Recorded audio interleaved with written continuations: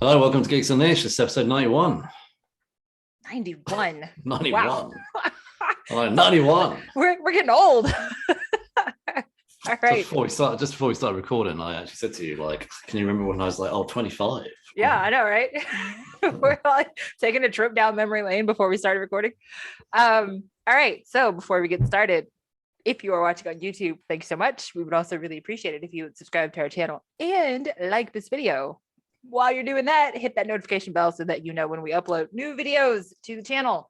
If you are listening on your favorite podcast platform, we appreciate that as well. We would also very much like it if you would leave us a 5-star review on Apple Podcasts, Spotify, or Podchaser. On this week's episode, we'll be reviewing Blade Runner Origins Volume 1. So obviously we'll be spoiling all of that for you. It came out a while ago, so yeah, last year. Anyone that would have been interested would have read it by now. You never know. We might get someone. Someone might hear this and think, yeah, I'll read that. Or like someone may have heard us last week and picked it up or whatever, or like, or from this episode may think, yes, I'm going to go grab it. Yeah, or may not, or may not. Possible. Anything is possible. So, before we get into any of that, we didn't grab any news actually. To be honest, we didn't discuss news. Like, to be honest, I don't think I was not paying attention for news at all. I'm not even gonna lie. I to be honest, I'd actually kind of forgotten about it, but I don't actually remember anything sort of jumping out at me. Like, no, I don't think so. I don't think there was nothing. Normally, like you think, oh, something massive's happened, but like I don't think there was anything particularly. I know there's always something news, but like, actually, I didn't write this down. One thing did catch my eye earlier was Quantum Leap. You know how they're doing a reboot of Quantum Leap. I did read an article that they're potentially thinking about going down the road of this being a franchise. And so there was a joke in the article I read about, could we see Quantum Leap New Orleans, Quantum Leap Origins? And I was like, please don't ruin this. It's gonna be another like NCIS. Like, please don't ruin this. Like, it's taken 30 years to bring it back. But is it the whole point of Quantum Leap is that they go anywhere? Like, why would you have to have it contained in like one location? Oh, I don't. I think the New Orleans thing was a joke, but like, if anything, the only spin-off I would, because obviously Scott Bakula isn't in this reboot. If anything, if they do a spin-off, just make it around Scott Bakula's character. Like, well, if that's the case, they could just do it in New Orleans, because isn't he already filming in CIS New Orleans? Oh, that's been cancelled now. Oh, okay. Well, I mean, come on, he could be revived. Well, the whole New Orleans. He spent 7 years stuck in NCIS. Yeah, exactly. And then suddenly wakes up aboard the Star Trek Enterprise as well, like as Jonathan Archer. I think that was his character's name, Jonathan Archer. I actually did like the Enterprise show that he did. So I know not many people did, but I liked it. I never watched it. It wasn't the best, but I did like it. So yeah, well, you also like a lot of things, so I don't know about your judgment there, sir. You like Mortal Kombat. Yeah, I did flick through the news a little bit. There wasn't anything that really jumped out at me as anything I particularly cared about, other than that Quantum Leap thing that caught my eye. Yeah, however, let's get to the good stuff. So what did you do last weekend? Well, last weekend was very interesting. Let me tell you why it was so interesting. I finally met you in person. I know, how weird is that, right? I know, after like 10 years. It was wild. I know. so crazy. So I was in New York. I flew last Friday. We landed actually around the same time, didn't we? Yeah, we did. And so different airports, but yeah. Different airports. I landed in JFK. I was at LaGuardia. Yeah, so and we were like texting each other in the airport, like, I've landed, you're like, I've landed. And you got out of the airport fairly quickly. Although you got stuck. We got stuck in the parking garage because a van got stuck and had to back up all of the traffic in order to get unstuck. So that was an adventure. So I spent 3 hours in customs. Yikes. And you know what? I have to say, every time I come to America, your customs is horrendous. Like, it's just disorganized beyond disorganization. It's just, and do you know what annoyed me more was I spent 3 hours in this queue from sort of 9 p.m. to around midnight. And I've got two young girls, an 8 and a 12-year-old. At one point, me and my 8-year-old ducked out of the queue, sat on the floor so she could fall asleep, lying on my lap. And then when my wife and my 12-year-old were nearer to the front, we then joined the queue again. And we got all the way to the front. Anyway, this older couple, they got off the plane, whatever their flight was, missed out the entire 3-hour queue, walked right up to the front, undid one of the ropes, and just cut in about 8 people to the front. And like no one even said anything. Like there was some obviously grumbles from the people behind and in front of them, but like literally, I was like, do you know what? That's what I should have done. I should have just been like this old couple. And anyway, like to compare this, when I landed in the UK on Wednesday, sorry, this week, we got out into the UK customs and they said they had 2 queues. And one of the queues was anyone with children under 12, and literally you were through customs within like 5 minutes. And even one of the people in the queue did say to me they should have a separate queue for people with young kids. And I was like, I know, like not everybody should be just put in one queue. And the only people that were skipping the queue was people like in wheelchairs. They were getting moved to the front. Yeah. And no problem with that. But if there was a thought process around disabled people get to go to the front, did they not think about people with kids? Like, no one gives a shit about kids. Come on. But like the amount of kids that were like literally asleep on the floor in the queue, and they were having to like people like dragging their kids along the floor or whatever. Like, and there was a point where honestly it's ridiculous the amount of families that had to take their kids and sit out on the side so their kids could sleep. So, and I was just like, how are nobody thinking about this? Like, this is America, man. No one gives a shit. No one gives a shit. That's the way it is. Well, do you know what? When I was leaving America, like I do find that the customs guys in America like lack any form of personality. However, this one guy, like, so I was waiting, just before the scanners, like you have the pods that kind of sniff you or whatever they are and scan your bags, like the pods, but not they kind of like. You have to put your hands up and they scan you, do like a full body. I don't know if they really sniff you, but like they scan you. Like I was a joke, the sniffing thing. But like you have to put your hands in the air. They're like pods. So do you know what I mean? So you go through the metal detectors and then there's sometimes these pods. Anyway, it's all around that thing. And you have to put your bags in, your hand luggage, and that hand luggage gets scanned. And anyway, so there's a guy who's doing that. And we were just standing next to him. And all I said out loud was, "Oh, it's really hot here." And he went, "Mate, tell me about it." And I was like quite surprised that he like spoke, because normally I don't find this. And I went to him like, "Man, you got beer all day though. I just got to go through this." He said, "Oh no, I know." And then so his shirt kind of was the first couple of buttons were open, and there was like a black, it looked like a t-shirt. And I said to him, "Have you got to wear a vest under that?" He went, "Oh no, this is part of the uniform." And I went, "Oh, okay. I went, "That's not like a vest any." And I went, "Just like a little black part of the shirt." He went, yeah. And I went, "Oh, okay." And I said, "Oh, okay. I thought they were making you wear vests as well as shirts." He went, "No, they don't." He goes, "But I wouldn't put it past them." He goes, "They don't give a shit about us." Like, and I couldn't believe he said it. You. I couldn't believe he said it. And then he goes, "Mate," he goes, "They don't care about us." He goes, "Even if there's problems like going on, like basically like conflict going off," he said, "they don't care." And then I started laughing, going, "Well," I went, "Just make sure I said, if you see any trouble," I said to him, "make sure you run the opposite direction." And we both started laughing.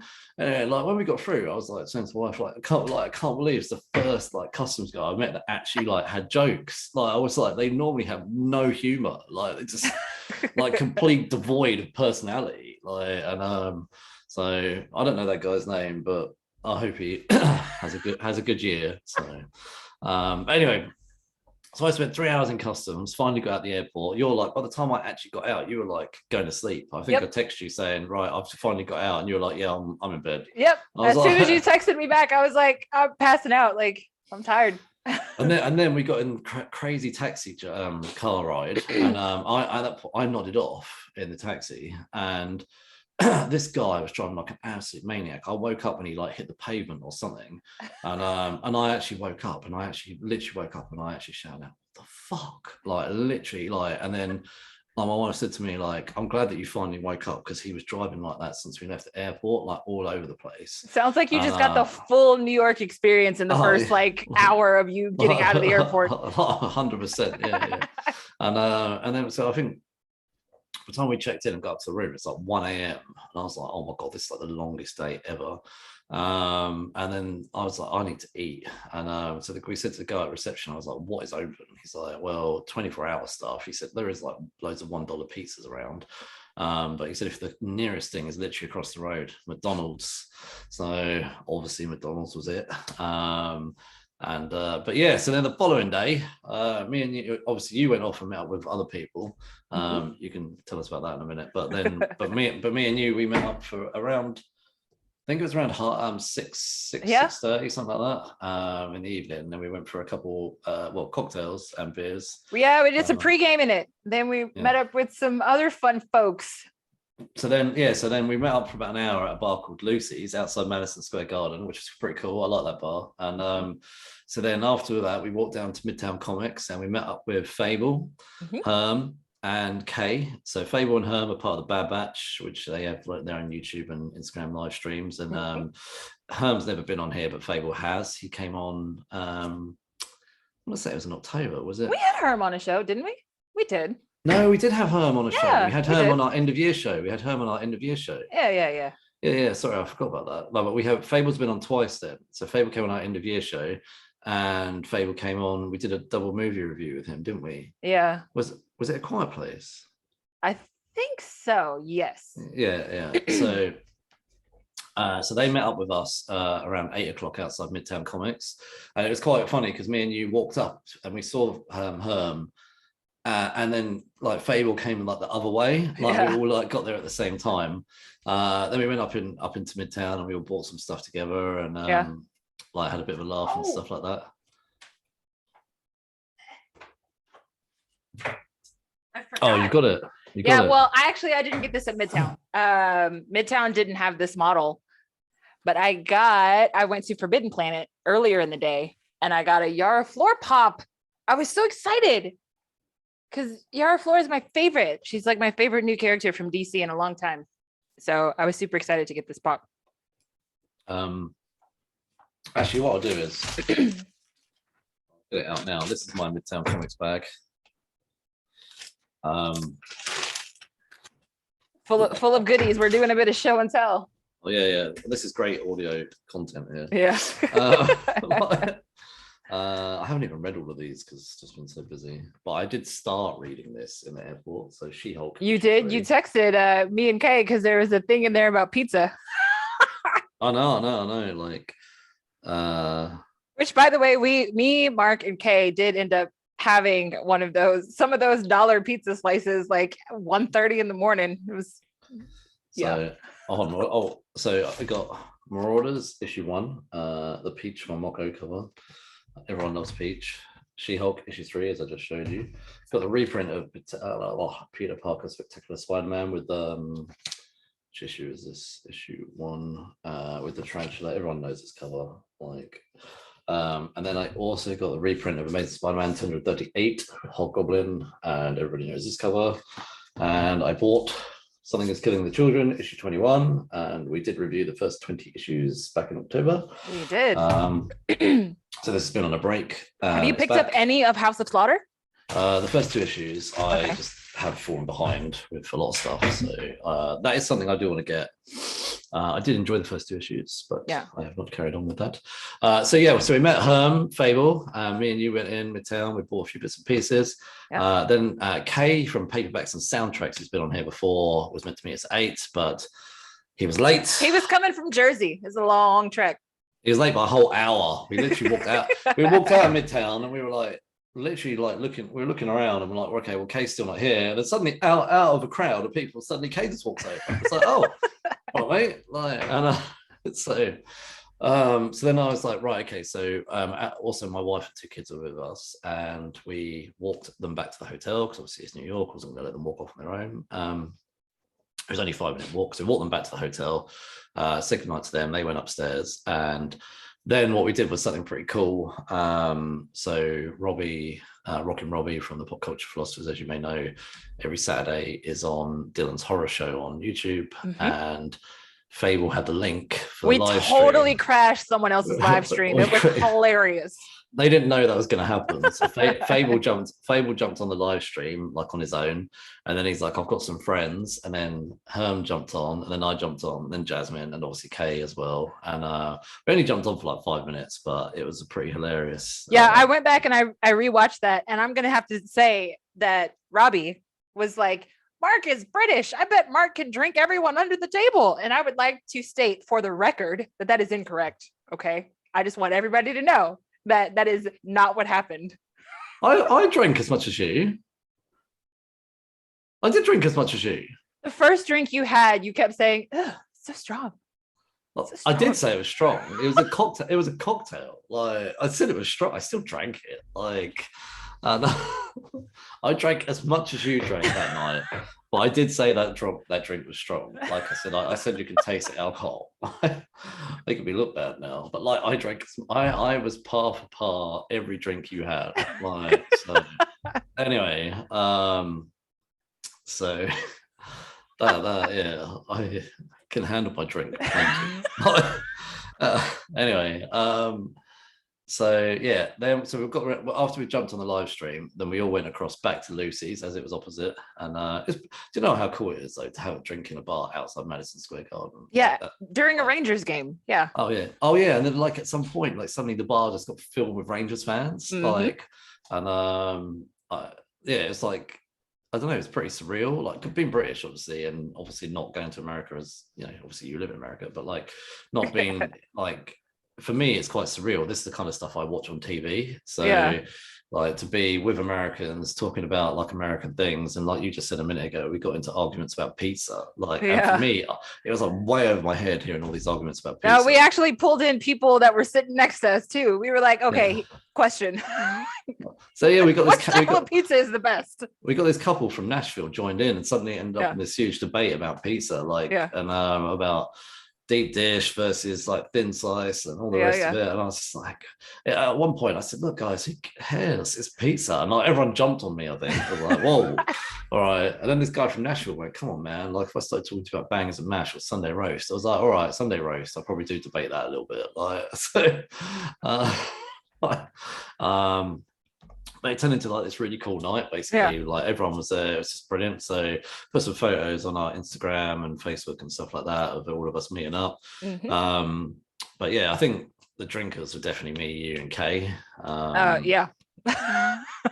Phable and Herm, they let us down there. So. I mean, you know, they had some Pepsi, so it's all good. They're soft drink people. So they still had some bubbles. Yeah, there was some calories consumed. So, but anyway, we all had a laugh together. It was so much fun. It really was. Like it was literally like a bunch of adult nerds sitting around having some drinks and shooting the shit. It was so much fun. Yeah. I just love that. Like it was like 1:30 in the morning. Me, you, and Kay are like on a side of a street in New York having like having dollar pizza. Now that was my first time ever having dollar pizza. Like. It wasn't mine. I'd done dollar pizza last time I was there as well. Like, the thing I love about New York though, it's so easy to work your way around the streets and avenues. Like the grid system is great. So I'm more than happy to walk around on my own. Like I wouldn't say like every country I've ever been to or every city I've ever been to, I'm like comfortable to always walk around on my own first thing. But like because I've been to this is my third time in New York.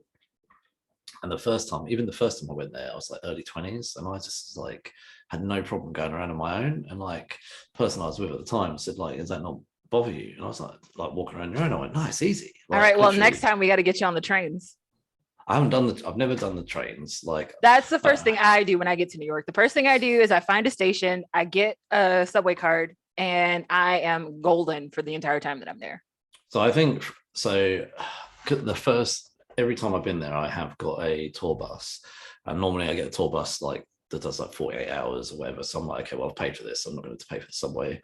But after this last time, I tell you what, the tour bus was the most disappointing, cost-cutting exercise. So really, the first two times I've been there, they had someone at the front on a mic chatting like a real New Yorker, or someone with a New York experience at least. So I remember the last time I went there, actually it was a Kiwi, like but he'd moved to New York like no, but it was great. He'd moved to New York like 4 or 5 years before. Okay. And he'd been living in New York for say 5 years, but he was a Kiwi, but he'd been living in New York for like 5 years. So what was good was he was kind of chatting about his experience moving to New York. Yeah. And like showing us things that he'd learned in the last 5 years as we were going around. But it was really good. Like it was quite interesting because obviously he was new to the city. Yeah. Like, newer than say a New Yorker. So he was able to compare his experience and stuff like that. And it was just really interesting.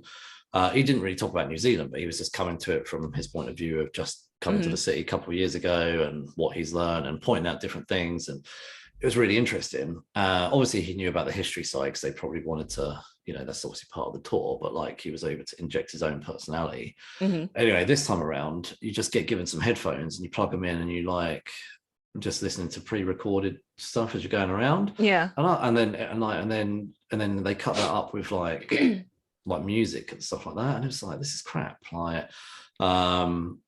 So we did it during the day. We did up like the downtown, and then we did it where it goes up as well. But we did the nighttime tour as well, which I quite enjoyed. The best part for me was when they went into Brooklyn at night across the bridge. Yeah. So you got to see outside of New York the sky and like the skyline and everything. Yeah. So that's pretty cool. Like going over the Manhattan Bridge. So hold on a second. I was staying in Queens this time, so yeah. I mean Queens. I don't know. Like I've never stayed in Queens. I've driven through it, so I don't know. I mean, it wasn't bad. Like the hotel was fine. I was 5-minute walk from a subway station, so that's all I needed to get in. How long did it take you to get in and out on the subway? Sorry, not the tube. 6 stops. That's it. So like 20 minutes or something. Not that long. Okay. Well, I mean, depending on how long I'd have to wait for the train to show up, but like once I was on the train, just 6 stops. So 10 minutes, maybe 15. That's actually not too bad. Yeah, it's super easy. So we had a really good night on the Saturday. Then after the Saturday night, we didn't see Herm, Phable, or Kay again. However, just before we move on, I would like to say that I've listened to this week's episode of Paperbacks and Soundtracks, and Kay does give us all a shout out, and he does talk about his experience of our night out. So go tune into that and listen to Kay's version of events. And, no, but he's like obviously talked us up and said he enjoyed the night as well. So and even it was fun. Yeah, me and Kay walked back to the subway station. Well, I think we were at different stations, but we like walked back to the subway station after we finished our dollar pizza. Yeah, I said goodbye to you at the hotel, and you guys carried on going. So anyway, so 2 days later, me and Jasmin met up again for the Vanderbilt, the Summit 1. Summit 1 Vanderbilt. Yeah, that was fun. Do you know what? Like my sister went to New York in January. Yeah. And she posted loads of pictures on her Instagram, and Jasmin also follows my sister on Instagram. I did. And before we left, I was like, "Hey, ask your sister where that was because I want to go." So I'd looked it up previously, and I was like, "It's not cheap." And I was like, And then you messaged me like a week before, like we should go, and I was like, "Okay, you're right," because I was thinking like, when am I going to next go to New York? A year, 2 years from now? Yeah. It's like, so I was like, fuck it, basically. Let's just pay for it. Like, this was not a cheap holiday, like, considering everything I did. Like, I did the Natural History Museum. I did, Central Park, did the tour bus. Obviously, I did the Summit 1 Vanderbilt, as well as the shopping. So this is not a cheap holiday by any means. So I was like, what's one extra thing? So anyway, so we went to the Summit 1 Vanderbilt, which is right next to, and I didn't realize this, Grand Central Terminal. So we all wandered into Grand Central Terminal afterwards. But the Summit 1 Vanderbilt, I don't know how to describe it really. It's like 4 floors, and it's almost like it's almost like an interactive art. Yeah. It's really cool. It's like mirrored glass floors, and it can be really disorienting because like they have floor to ceiling windows, and you're up on like the 91st floor.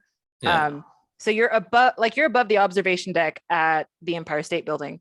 So it's probably one of the highest spots you can get to in New York. You might be able to go up a little bit higher if you're at World Trade 1, but I'm not 100% sure on that one. So I think like, so you work your way up, basically up the floors, until eventually till you get to the top, or the top. There is actually a bit further to go if you want to pay for an extra experience. Yeah, because in New York they charge you a whole hell of a lot more to do that.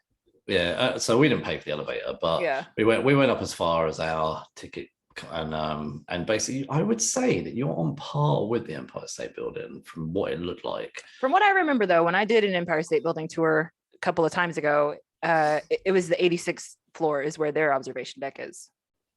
So it kind of looked fairly even-ish. So I don't know. I wouldn't say that you missed out if your goal was to have good views. Yeah, I think you got the same. So but anyway, I think it was brilliant. Like the whole experience is there's one floor with like big silver balloons and stuff like that, and it's just I just thought it was great. Like just the views were amazing, and it's all like distortion. It's all glass and mirrors and and everything looks bigger than it actually is. It's a bit disorienting, but it's really just a lot of fun. The music that they play, it's a bit loud because it's hard to hear anyone talking in any of the rooms, but like it was still a lot of fun. I had a really good time doing that. Yeah, no, definitely. I think the whole thing was great. Like if you wanted something to have like really amazing views of Manhattan, but also with an extra feature, it's not just like go to the Empire State Building, just stand at the rails and look down. Yeah, this is also have amazing views, but also have an experience at the same time. Yeah, because you get to go all the way around, so you get to see uptown, downtown, east side, and the west side. So you get to see all of the city. I enjoyed it. I thought it was an amazing experience. So I thought that was pretty cool. So so it's pretty cool that you got to come with my family, and we all got to sort of mess around together. So it's good that I had fun being a fifth wheel. And then like afterwards, then we all went into Grand Central Terminal together. And then I cracked some jokes about Gossip Girl on the steps. He talked about Gossip Girl, and I was talking about The Untouchables. If that doesn't tell you like our range of like the kind of stuff that we like. I've seen The Untouchables, but I just always remember that opening scene from the first episode, Gossip Girl. I was like, Serena Vanderwoodson like spotted, blah blah blah, whatever. And when I got home, I literally put that episode on. And I was like, okay, But I just remember when I was listening back to Kay's episode of Payback's Soundtracks, he said how I said something about, your portions are so big over here, which is true. Like the portions in America are much bigger than we have over here. And so, like I always find it interesting, just the food in general in America. Like your food is a lot more varied than ours. And your portions are crazy as well, like crazy big. So I think sometimes I can order like one kid's meal and it'll cover like both my kids probably. Like my 12-year-old, when we went out, so on our last day we went to the Hard Rock for lunch, and my 12-year-old wanted to order off the adults menu because she didn't really see anything on the kids menu, and I was like, look, you are not going to be able to eat anything on the adults menu. I mean you would, but you're not going to get anywhere near through it. I'm not saying I did say to her, I'm not saying I'm not going to buy anything for you if you don't want the kids meal, but honestly the kids meal menu will suit you better. So in the end she did go with it, and actually she said that was fine. Like when she saw our size portions come out, she was like, yeah, actually I'm glad I didn't go with that. So and like I was just showing you before, you guys have got these snacks here. Again, great audio content here. Gross. Like, I mean, you really picked the grossest airport snack you could possibly pick. Combos, guys. He is excited about combos, the pizza flavored combos. They're like the most disgusting, but equally addictive. Awful. We were saying they smell like dog treats. No, I didn't say they smell like dog treats. I said they smell like dog treats. I think they look like dog treats. Like they smell like dog treats. But so I remember buying them at the airport last time I was in America in 2019. I saw them just before I got on the plane, and I sent a picture of them to my brother, and my brother was like, "Why are you eating dog treats?" I was like, and everyone like I showed them to, like they look like dog treats. I was like, they're disgusting. Combos are really disgusting. The only thing worse than combos are Cheez-Its. Oh yeah, Cheez-Its. I cannot stand the way Cheez-Its smell. But like, I'm on my last packet of combos. So if anyone wants to send me some combos, I'm down. So, or if anybody wants to send him better airport snacks, please, by all means. But anyway, it was a really fun weekend. Like honestly, packed a lot in those 4 days. I think I'm still recovering now. I'm like, what was it? We got back on Wednesday and today's Friday. I'm like still struggling to get back to normal. Yeah. So, well, I met up with some other people, and one Saturday before I ended up meeting up with you, there's like this huge street festival with tons and tons and tons of food vendors. It was close to Midtown. It was on 6th Avenue. Okay. So I walked around there. They had like a bunch of, people selling wares and stuff. So it was just a lot of fun walking around that area. And then Sunday, I got stuck in Brooklyn bowling, but I ended up meeting up with someone that I met when I was in South Africa.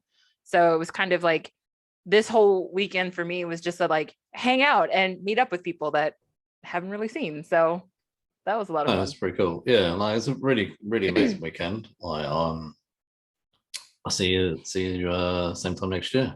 It's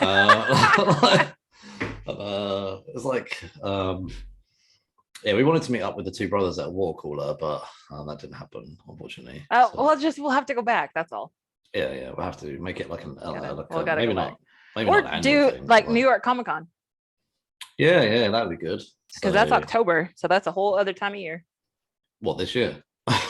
I mean, not this year. Maybe next year. I don't even think I'm going to be in the country when Comic Con is happening this year. Not New York Comic Con anyway. We'll see. No, yeah, maybe next October would be cool. It'd be flipping cold by then, though. No, it won't be. Will it not? No. One of the things I was really pleased that I got to do. I know this sounds like really simple, but like I always see on TV, people either hanging out in Central Park or jogging in Central Park or whatever. Yeah. So on the last day, we did have like a couple hours spare. So we went and sat for an hour in Central Park. Nice. That's what I did. Oh, it's really hot on our last day, like really, really hot. And it was just really like nice to just chill out. Like we got a couple of cold drinks. I bought them. So what I worked out was the nearer you get to Central Park, the prices go up on the vendors. So I went in a shop like a couple of blocks before we got there. I went and bought a bunch of soft drinks and then went into and then we took them down to Central Park. And I was like, this would have been like double because I did buy from a vendor the day we went to the American History Museum. Mm-hmm. And I was like, flipping heck, it's like $25 for 4 drinks. Like, bloody hell. And I was like, I bought 4 drinks that day. It was like $15 from a shop. I was like, I mean, that's much more reasonable. Yeah. So I think those vendors just see people coming. So, oh, of course. Yeah. The one thing I didn't get to do, which I was mad at myself, I didn't get my bodega bagel. Oh. I went, but I went really late in the day. It was like way past breakfast. But they said that they had breakfast all day. And I walked in and I was like, yo, man, can I get it like sausage, egg, and cheese bagel? He goes, nah, it's too late in the day for eggs. I was like, okay, never mind. Thanks.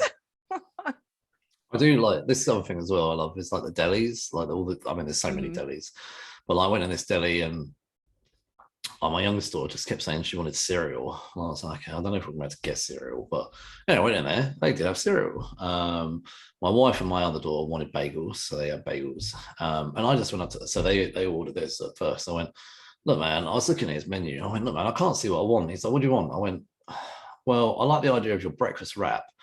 And I went, I just want like, he went, everything? I went, yeah, everything. He went, all right. He went, bacon, egg, cheese, like name. I went, yeah. And he went, yeah, I'll do it. I went, yeah, cool. Like, just maybe like, just breakfast wrap, basically. Like, and I was like, this fat breakfast wrap. Like, and then we went and sat upstairs and had this breakfast wrap and all that. And it was like, that was like my first morning there. That was pretty cool. I love that.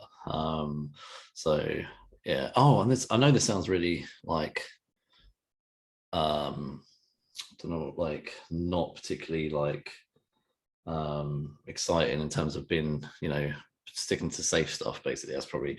So we had one McDonald's breakfast, and I know it's like, oh my god, that's so boring. But anyway, you guys still do scrambled egg in your breakfasts, and we haven't done scrambled egg in McDonald's breakfast for like 5+ years in the UK, and it's the same scrambled egg, but like whenever I come to America, I always want to have a McDonald's breakfast because like I always order the pancake thing that comes with the scrambled eggs, and because we don't do it anymore. I don't know why. I was really annoyed when we stopped doing it, and I have no idea why we stopped. We do the same breakfast, like the pancake, sausage, whatever, but they just took away the scrambled egg, which interesting is a mystery to me. Yeah, that's weird. But you also serve the pancakes, the sausage, the eggs, and you set it with something you call biscuits, which we call scones. So I didn't realize what biscuits were. Like, did you think it was a cookie?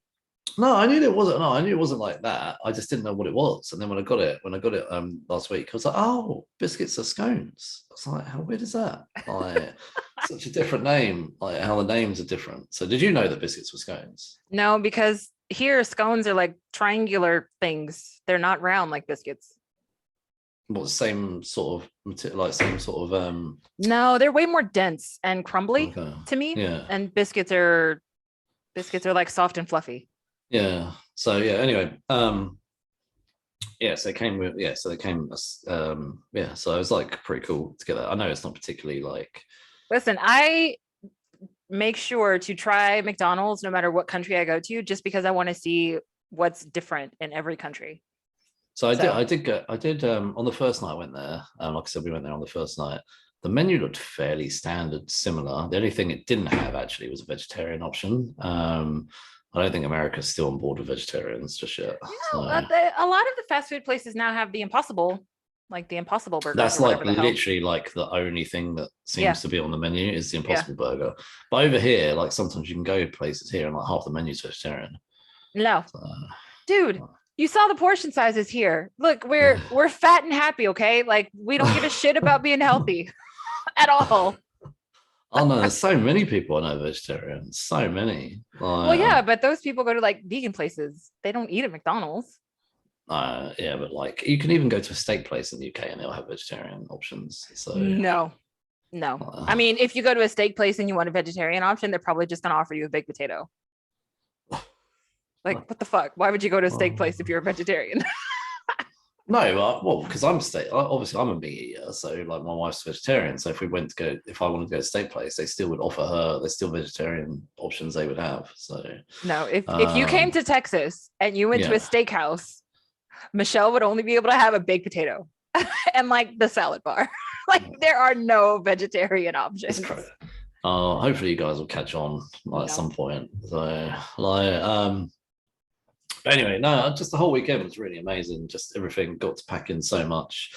And obviously meet you finally for the first time, and in almost 10 years of knowing each other online. Yeah. And, so when I met your kids, I told his youngest, I was like, I've known Mark since before you were born. And she was like, what? And I was like, yeah, it's crazy.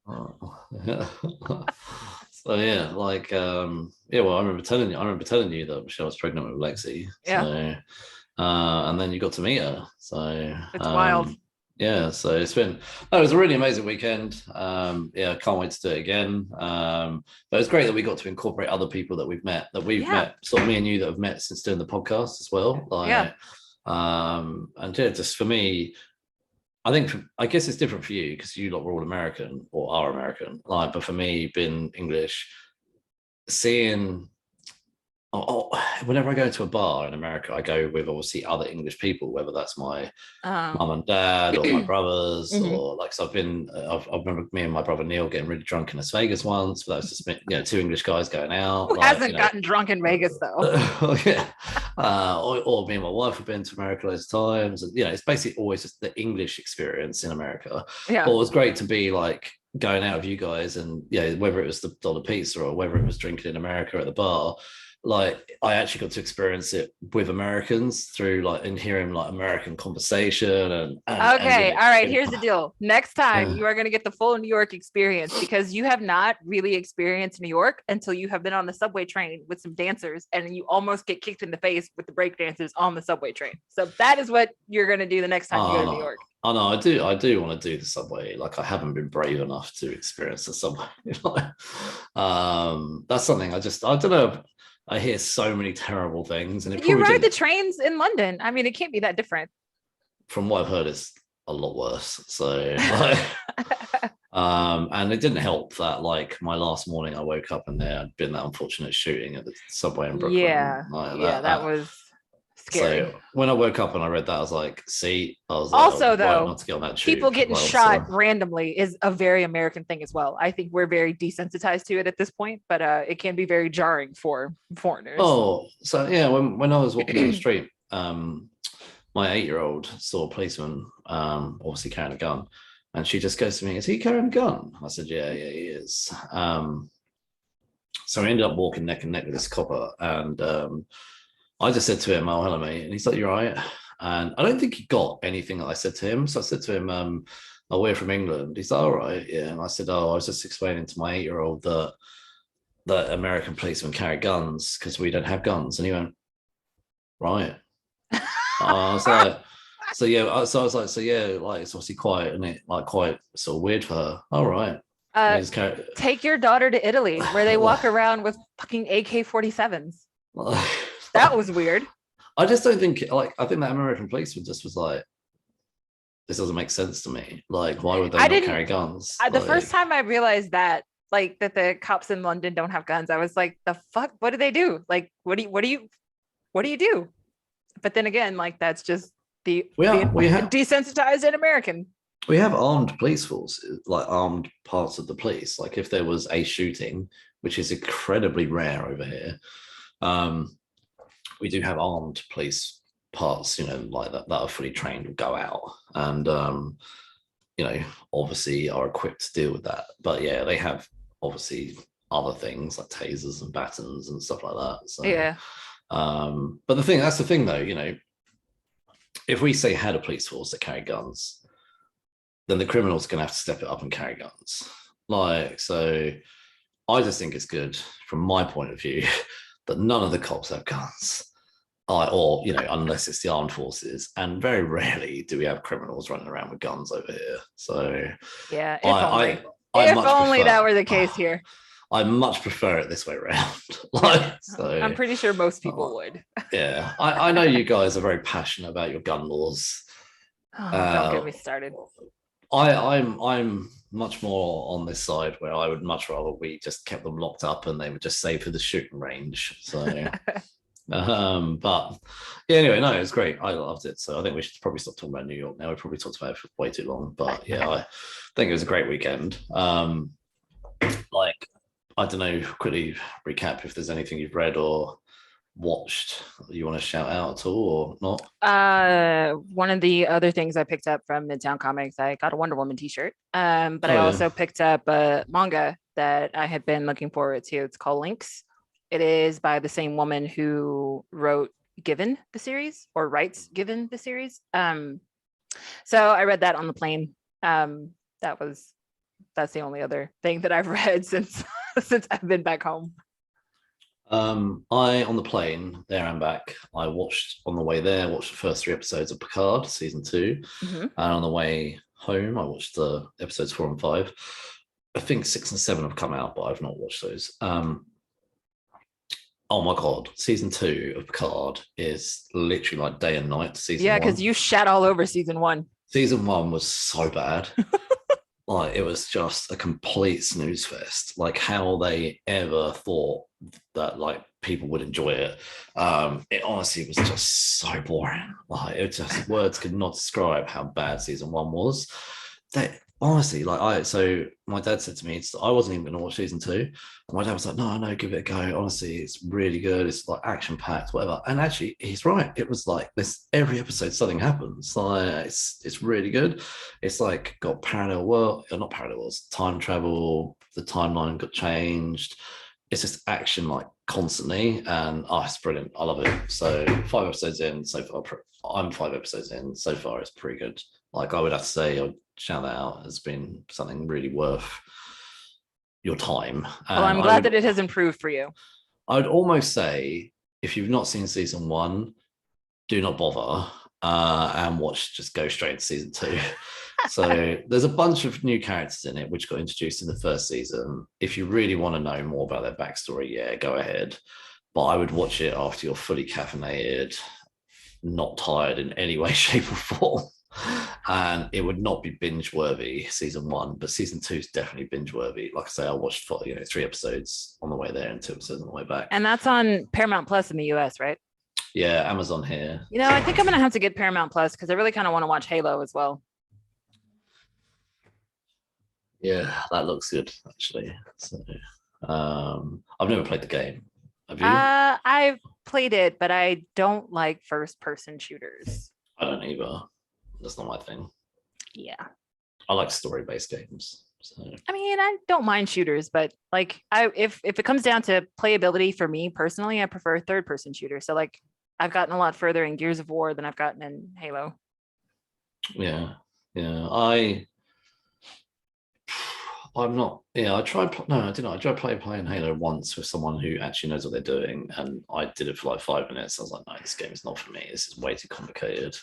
So I think there are some people that are just well addicted to Halo. So yeah, I no clue. I don't know. It's not for me, Halo. So yeah. I mean, people like what they like. At the moment, the game I'm playing is The Last of Us Part 2. So what about Forbidden West? Did you pick that up? Yeah, I have got it. Haven't started? No. I played about 10 minutes of it, but because I was getting into The Last of Us Part 2 just before I picked it up, I flicked back to The Last of Us Part 2, and I am quite happy to carry on with that at the moment. I think I don't want to jump between games, so I'll stick to I'll do Part 2, and then I'll go back to Forbidden West. So yeah. And then when you pick up Forbidden West, we can then start to talk about it. Yeah, I haven't turned on my PlayStation in almost 2 years. I don't even know if it still works. I need to check. Well, you better check and then buy Forbidden West. So, yeah. Anyway. All right. Should we jump into it? The meat and potatoes. Blade Runner Origins, Volume 1. This book is from Titan Comics. It is currently an ongoing series. We are only covering Volume 1, which collects issues 1 through 4. Volume 2 collects issues 5 through 8. You can't, if you're listening, Mark is holding up his hard copy of Volume 1. I have single issues. So this is my hard copy of issue number 1, but I have all of the other issues up to 10 in digital. So right now the series is on issue 11. The writers, Kay Perkins, Mello Brown, and Mike Johnson. Artist, Fernando Dañino. And the colors are from Mark Lesko. The summary of the series is... I was going to say, before you go any further, Mello has been on the podcast too. Yes, we did get to... He was on one of our book club, Late to the Party book club episodes when we covered Akira, and which is the episode 6 of our book club. And the reason I reached out to him was because I knew that I was already reading Blade Runner Origins, and I was like, yes, I want somebody that knows like cyberpunk and like that kind of stuff. He was also the person that recommended I watch Psychopaths, which is one of my all-time favorite anime ever. Anyway, so summary of the series. Basically, Blade Runner Origins is set 10 years before the first Blade Runner film. Okay, so you got to go all the way back to 1982 to get like background. So like where the film starts, we're already at the Nexus 6 model. The Tyrell Corporation is still as shitty as they always were. And you've got this whole like battle between replicants and humans and that sort of thing. So this series kind of sets up how we get to the point where you've got these rogue replicants and why they are fighting against the humans that created them. My biggest question for this is like, why do we do this? Like, why do we do this as humanity? Why do we always try to create some type of artificial intelligence and then get upset when the artificial intelligence realizes, you know what, humanity, we don't really need you. Like, we can do this without you. So to me, this is it's like a, you know, sometimes you can, if you read into things a bit much, but like it's definitely a social commentary on like the working class versus the elites. And I think that's probably the same type of theme that we get in the first Blade Runner film, in the second Blade Runner film. It's always some type of social hierarchy where the people in charge are oppressing the people below them. And so basically this series kind of sets up what specifically that looks like. That's how I would summarize it. Yeah. What are your thoughts then on the first 4 issues of volume 1? Okay. First 4 issues in this, that make up volume 1, I mean. I gotta say, I'm biased. Like this brand of sci-fi is exactly my type of sci-fi. So I find this story really compelling. I really like the characters. I like that it doesn't give you too much information. And it almost pulls you along like you're reading like a mystery or a thriller, where it's kind of like it opens with, again, spoilers, it opens with the death of this very prominent like scientist that works for the Tyrell Corporation. And it literally just kind of plays out like a cyberpunk noir drama where it's like you pull in this grizzled old LAPD detective and he's got to like, basically they brought him in because he's a problem child at the precinct, and the sergeant is just like, look man, all we need is for you to say she died and she killed herself and sign the paperwork and be done with this case. Like that is literally all we need from you. And of course nothing is that easy. So I just really kind of enjoy how it plays out and how each issue just, it's like something happens in each issue that's just kind of like, oh, all right, okay, so this definitely goes much deeper than face value.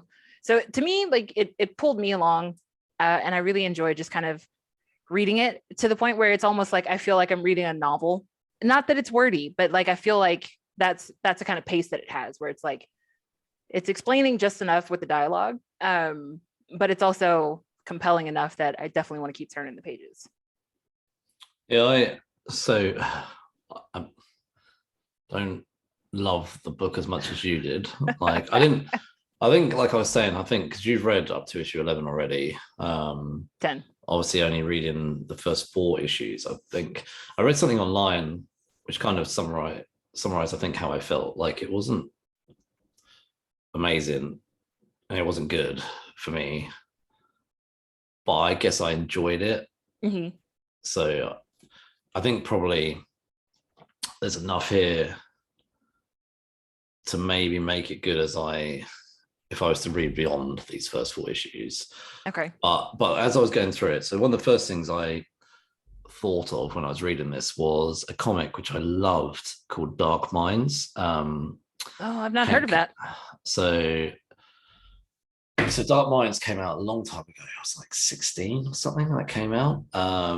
So that might be why you've not heard of it. And it came out from a comic book company called Dreamwave Productions, which went bankrupt. Pat Lee was spending money he didn't have. Mm-hmm. So Pat Lee, like one of the founders of Dreamwave Productions, initially started under Image Comics, went off on their own, and he decided to not pay people and buy himself like Ferraris and stuff like that.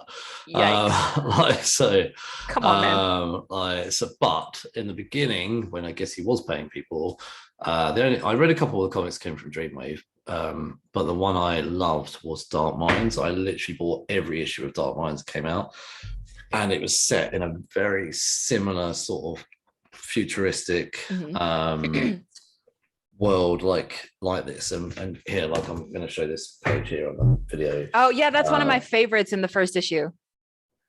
So it's a 2-page spread of just like cityscape where you see like flying car and skyscrapers. Yeah, I love stuff like that. It's very much like Fifth Element when Bruce Willis is driving his taxi. Dallas. Like on the city in New York City, and this obviously is Los Angeles. But I love things like that, cities that we know, like Los Angeles, New York, but it's like set. I know this is actually set in a fictional 2007. Which is crazy to think that it's in a fictional 2007. It's only because of the 1980s movie. Was obviously set. I think that one was 2019 or 20. I think it's something like that. And so obviously, I think when did the film come out? 1983 or something. The original. 82. Okay, so like obviously 2019 was like, whoa, that could be crazy stuff like that happening. And like, so to set in 2007, a fictional 2007 where you've got like flying cars, the volcano, like the artwork for me across the whole book is amazing. I love the style of it. I love sort of the technology and everything that they put into it. I love the world, and just everything they create. I just think it's just really amazing. Like I just think, I don't know, just for me the artwork is just my favorite, and I just love I love the colors, like the way that the city is just like, it lights up. It's very neon. So I do love that. But also at the same time, like when they head over to the slums, the color scheme changes and it's dark and brooding and it's hard to see people's faces. Everything is in the shadows. So I think the artwork itself, and especially the coloring, kind of sets a really, really great mood while you're flipping through the pages. I think there's so many like great artistic moments, even like towards the end of the first 4 issues. There's a character here running through the water, and you can see like the puddles splashing and the words splash obviously across the thing as well. And then you could just, I don't know, when she gets shot as well. Oh man, that's that whole sequence. But it's so art. The art I can't fault at all. For me though, like the story just feels a bit all over the place, and maybe not enough character work was done in these first 4 issues. So not enough for me to really latch on to anybody, particularly other than the detective Cal. I just found you only really got surface level, and I kind of wish in some ways they'd not introduced as many characters in these first 4 issues and tried to calm it down a little bit. So I felt like in the first 4 issues they were probably just trying to do too much, like world building as well as building a case, and I just felt like there was too much going on in these first 4 issues. So for me to really like get into it, like I say, I enjoyed it, but I just think there was too much going on. That was kind of my thoughts on it. I almost feel like there wasn't enough going on. But again, like I said, this is one of my favorite genres. So it reminds me of so much other stuff that I've seen or read. It mostly because of the way that the plot is laid out. It reminds me so much of iRobot, because iRobot it started pretty much the same way, where a very prominent doctor, who is like the head of robotics, dies. Everybody says it's a suicide, and then they're like, no, the guy was definitely murdered. There are robots involved. So it's really interesting to me, because like I guess like when I'm reading along, what kept jumping out at me was like, they keep talking about this Nexus 5 model. And in Blade Runner the film, we're already up to the Nexus 6, so it's just kind of show you how far back they're going. But like this Nexus 5 is a new model that the doctor who was murdered was working on, and by the end of the first issue they're like, oh yeah, by the way, like that model escaped. And so in the very next issue you meet a replicant who goes by Asa, and it's kind of like, oh, you must be the Nexus 5. But then it's like we don't find out until I think the beginning of the 4th issue it was, that no, that's not the Nexus 5. So like we have a replicant that we think is the missing piece, but it's not the missing piece. So now, like, to me, that is definitely one of the things, like, because it's like a guessing game. Like now I want to know, like, well, what is the Nexus 5? Like, who is the Nexus 5? So I thought that it was not enough information, but in a good way to me, because it made me even more curious than I already was. So the way that they laid the story out made me want to keep reading. And to me, it just feels like an old school, like whodunit. And I think the whodunits are some of the most basic, but like best types of storytelling, because you get to incorporate so many different elements in a whodunit. Plus it's the easiest way to bring the audience along and get them invested right away, because like we're, naturally curious, and it's like, well, I want to know who did it. Like, I want to know who's responsible, who's behind this. And I want to know what the hell the Nexus 5 is. I am going to carry on going with this. Like, but I think I probably would reread this again, and then go straight into the second volume. So like I said, I didn't never say I hate it. Like the only thing I think I've hated in the last 12 months was Cult of Dracula. Like, but I mean, I think to give this a reread is probably the best thing for me to do. But do you know what it has, if anything, it's made me want to rewatch the movies.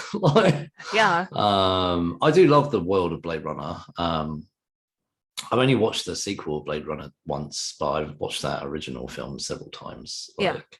Have you seen both the films? Yes. Do you like the sequel or not?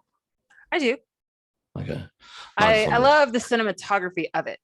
Yeah, definitely. But I still think I like the content of the first film better, but it's definitely much prettier to watch the second film.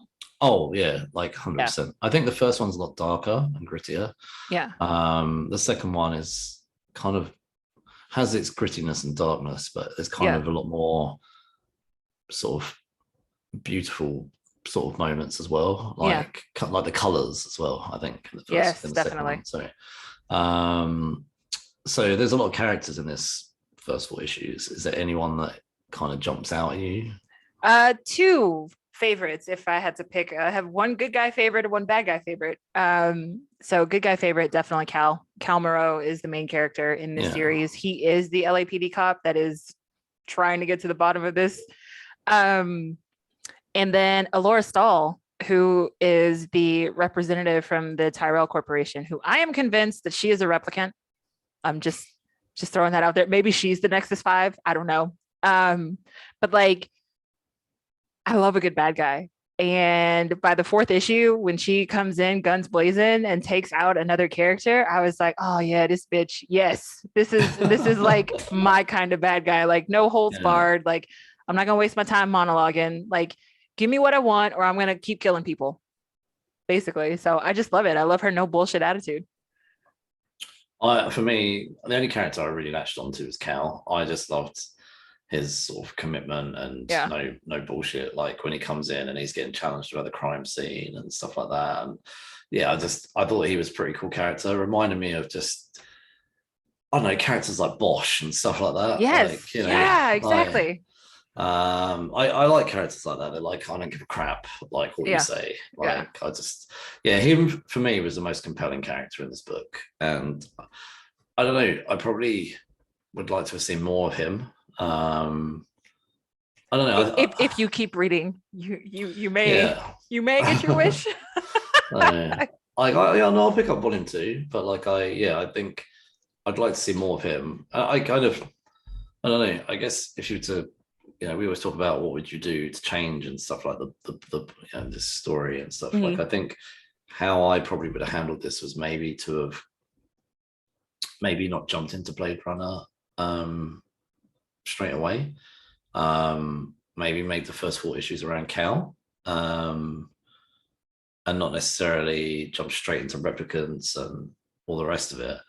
Like if you just spent 4 issues, maybe him on a normal crime or a crime that he thinks is normal, and then it turns out to be a replicant by the end of issue 4 or something like that. Maybe to just completely stay away from that replicant world, and you're setting a normal, you're getting to know Cal, and just, that for me would have been a lot stronger to have, because if this is an ongoing title, why rush into it? That's so funny, because I 100% disagree. I would, if I were to cut anything out, I would cut out all of the background, like him in the slums and him like hanging out and talking about how he grew up there. Like I don't care about the background story at all. Like it's evident that he has a conviction that none of the other cops in his division have, even without like his background story. So I think that, I mean, at the beginning, to me, that's irrelevant. Like, and then at the very end of the 4th issue, when like he throws his badge in the trash, I'm like, oh yeah, man, shit's about to go down. Like this is it. When he really is just like, you know what, like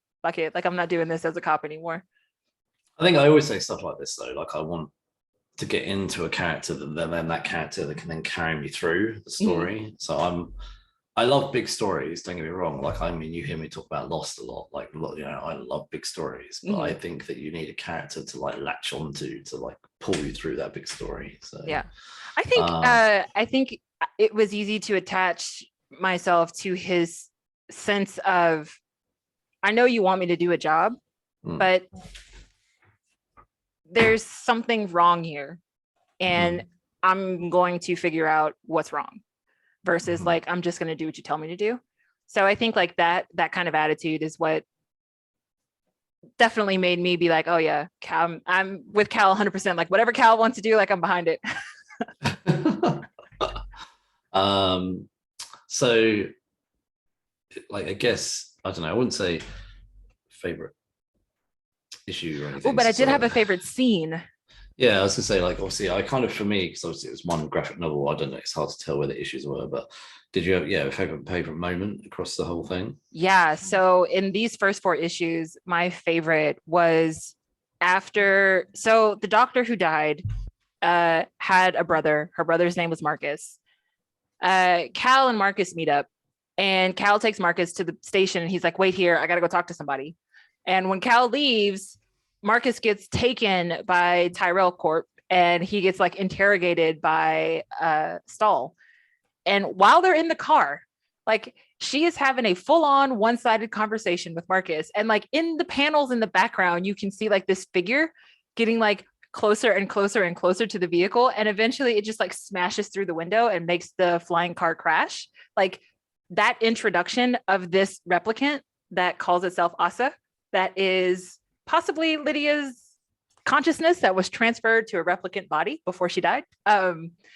That introduction just was like so cool to me. It was just like, because it came out of nowhere. Like you could see that person's face like in the background of so many other pages, while Marcus is kind of going through like, you know, how him and his sister grew up and this, that, and the other. So you know that there's something up with that guy. But then like, just like I said, out of nowhere, he just comes in, makes the car crash, and like it's just like this whole explosion scene. I just thought that was so cool. I would say like there's quite a few things for me. I quite like the hold on, I'll get you. Hold on a second. There's some panels that I want to show you. Well, so obviously, you know, you talk about the dark and grittiness. Like, see this panel here? Yeah. So, walking in the rain. Yeah, walking in the rain. Honestly, I love this. This is I think the artwork in this book is amazing. Like, hands down, this is the best thing about the book is the art. So I love this walking in the rain scene. It's just really like you can feel that rain hitting you there. Yeah. And then I love this panel here.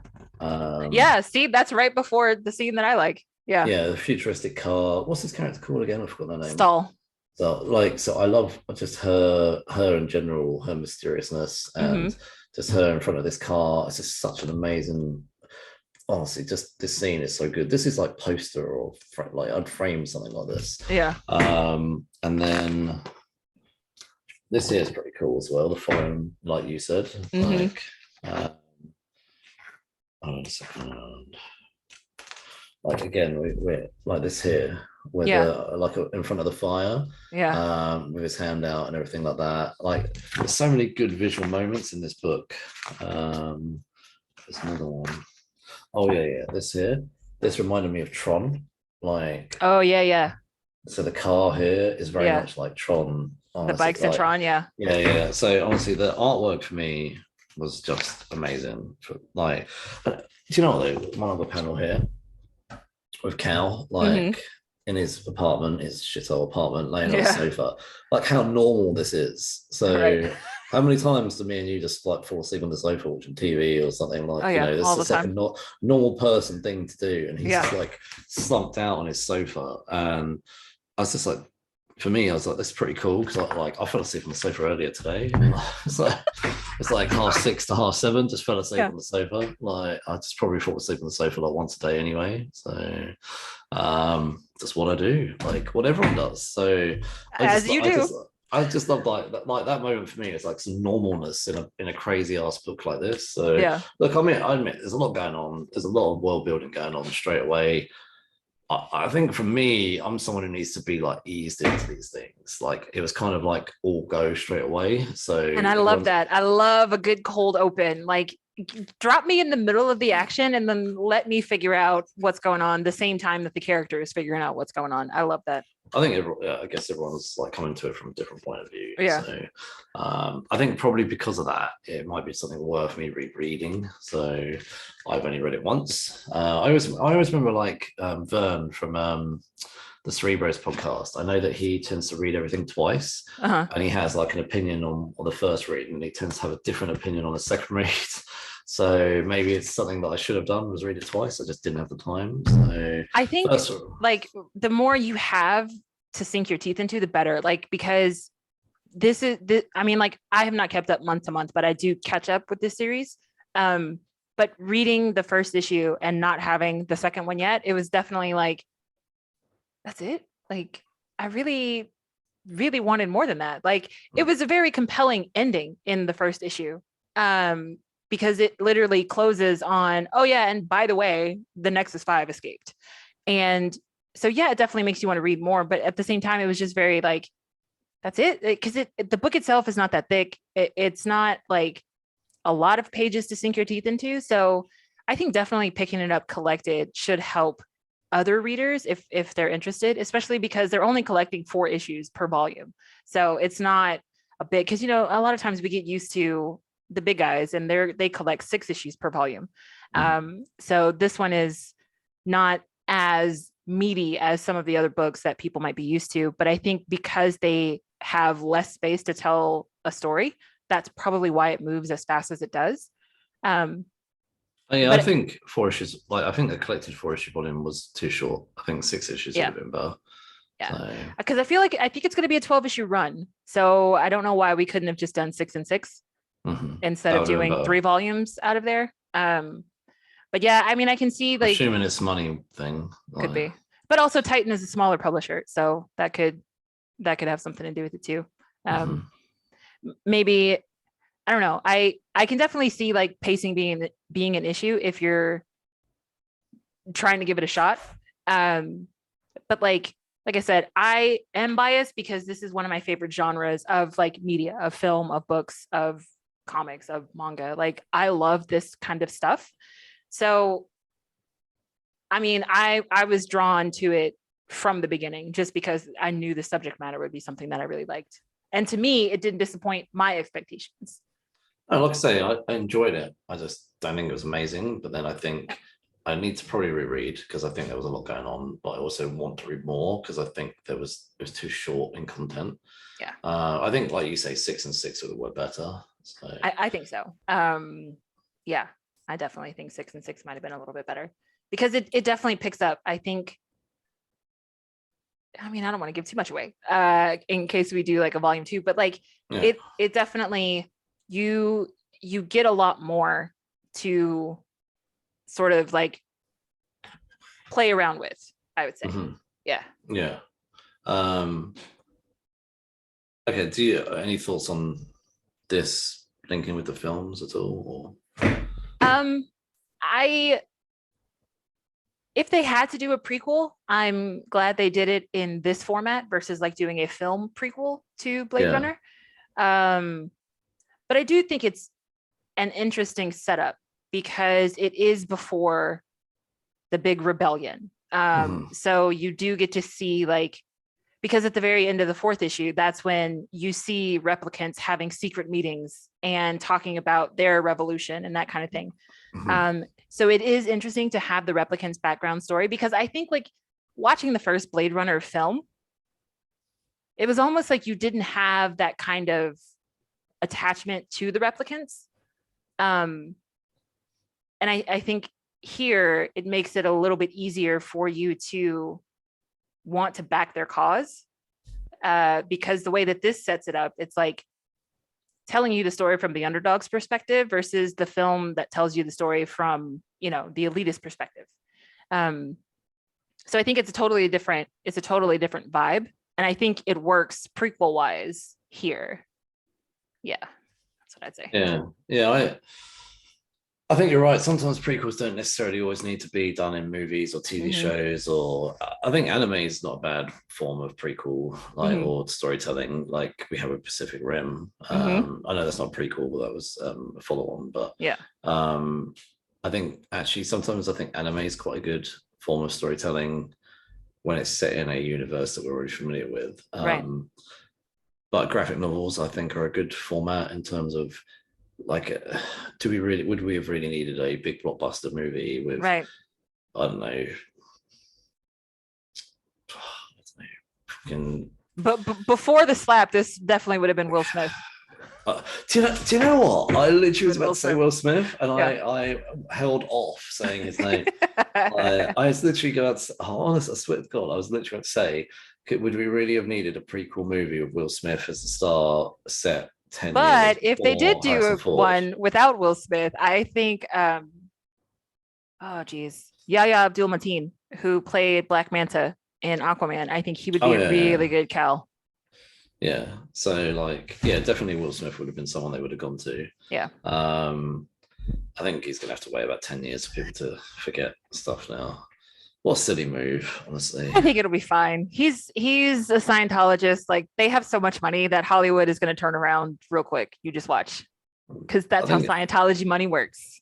I think it'd be a year or two before you see him get some work. Yeah, again. but that's nothing. That's nothing in Hollywood terms. Yeah, I suppose so. I mean, look at yeah, I don't know. He's gonna have to let things massively cool down. So I didn't realize Will Smith was a Scientologist. But I suppose, of course, he is. So as far as the ending, like, after you finish the 4th issue, did it make you want to pick up issue 5? Yeah, no, I want to carry on reading it. Like, I want to read volume 2, but I think when I read volume 2, I will reread volume 1 and then do volume 2. So maybe we should come back and do volume 2 at some point and see if my view has moved from just being enjoyable to good or amazing. So anyway, so in terms of, let's just rate this book. So rated twice, art and writing. So what would you do art wise? Art, for the genre that it's doing, 5. Yeah, I would agree. I love this, like the art. Honestly, the amount of panels I just showed you. So 5 out of 5 for this. And how would you rate it writing wise? 4.5. I'm going to go with a 3. Okay. Like, that's just my thoughts on it. But like I say, it's not unenjoyable. It's just I don't know. Like I say, I would have structured it a little bit differently, and I probably would have, as a collective volume, probably would have put 2 more issues in to give me something more to get into. So when it ended, I was like, oh. That's exactly what I said when I was done. I was like, oh man, that's it's like such a cliffhanger. Well, I get needing to put cliffhangers in to bring back. Yeah. But I just think it was just it's too thin. Yes. Too thin. Yeah. I honestly think though that that's an indie issue, right? Like, I think it's just like indie books don't have maybe it could be like they didn't want to wait. Look, and even of that, look. Yeah, because that's all advertisements. No, this isn't advertisements. This is like cover galleries and like some scripts and some layouts and all this kind of stuff. Like all the goodies. There's like 10 pages extra of all this. So I thought that. I didn't have all that because I have single issues. Yeah, but anyway, I will leave it there with Blade Runner. You loved it. I just thought it was okay. Probably the best way. Like, I would say though, it's one of those things where if you like cyberpunk sci-fi stuff already, you love it. Like, I do though. If that's your jam, then it'd be up your alley. I do though, like, but I don't know. I'm gonna reread it. And I will read volume 2, I promise. So right, okay. So this was episode 91, as we said. And then yesterday I sat down, I was like, wow, like not many episodes left to 100. Yeah. It's like, that's kind of weird. And that's how math works. Like, no, but we were hoping that I remember at the beginning of the year, we said how amazing would it be if we could get to episode 100 by the time we were both together in New York. Now, even if we hadn't have taken a break, we still wouldn't have hit 100 by the time we'd worked that out. And I know we did put in a bit of a break for the first time ever, but we still would not have hit 100 in New York. And to be honest, we were both busy. There's no way we could have sat down and recorded an episode in New York. But even if we'd have recorded 10 minutes episode for our 100th episode, we wouldn't have had time. So anyway, yesterday I sat down, I was like, it would be cool to do something in the build up to episode 100, something a little bit different. So this is our plan. All right, lay it out. So as we gear up to our 100th episode and as we count down like milestone, we're going to be going to platform 9 3/4. Like, do you know what it was? Don't laugh at my cheesy writing. Oh no. Like, I had to read that. Like, and we're going to review all the Harry Potter films and all the Fantastic Beasts films, and we're going to basically do every episode from here to 99 in the Harry Potter universe. Most episodes are going to be one movie. Then episode 98 will be both parts of Harry Potter. Episode 99 will be probably a bit fatter. We're going to do all 3 Finding Beast movies. Yes. But then in episode 100, well, we're not going to tell you yet. No, that's a secret. It's a secret. But we have a plan. Yeah. Like, so, but I love it when a plan comes together. Well, we haven't actually planned it yet. Like, we're working on that part. We have the idea of what we're going to do. So, but we just thought, like, you know, actually, I know we generally review current-ish stuff, but we were like, actually, what would be cool is to have a countdown to episode 100. Yeah. So, and let's be honest, I like Harry Potter. You probably like Harry Potter. Yeah. We've never talked about Harry Potter on this podcast ever. No. We've never even done any of the Finding Beast movies. So how cool would it be just to, I don't know, do a focus? I love that you call them the Finding Beast movies. So fantastic movie, Fantastic Beasts. I keep saying yeah, Finding but Beasts. I mean, it's Fantastic Beasts and where to find them. So yeah. I just merging words together. Yeah. Do you know what though? I keep doing that Finding Beasts. Like, literally, that's what I call them, Finding Beasts movies. Fantastic Beasts and Where to Find Them, or whatever it's called. So it's really long, unnecessary titles. Yes. It's like they got someone from Panic at the Disco to write the titles of their oh films. yeah. Or My Chemical Romance, one of the two. So it's unnecessary. I don't mind the odd long title, but yeah. Well, what's unnecessary was that there are supposed to be 5 of them. yes. But, anyway, let's save our views until that episode. So.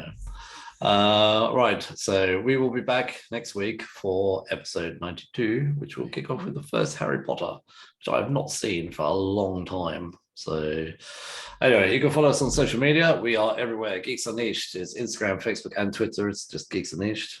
And you can get this podcast wherever you get your podcasts: Google, Podbean, Apple, Spotify. We are everywhere. So please give us a 5-star review and tell your geeky friends. See you next week. Good journey. And good journey.